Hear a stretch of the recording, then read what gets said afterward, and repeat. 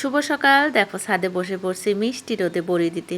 কালকে তো এক প্রকার ভয় পেয়ে গেছিলাম যে এই ডালের বড়ি আমার দ্বারা দেওয়া সম্ভব না।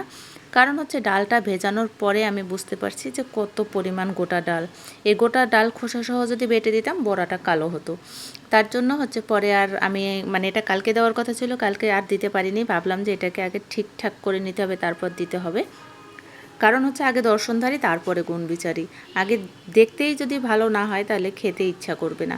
তার জন্য কালকে প্রায় অর্ধেক দিন আমার ওই কালো ডালটা বাছতে গেছে। অনেক বিরক্তও লাগছিল, তবে কাজটা তারপরও সমাধান হয়েছে অবশেষে।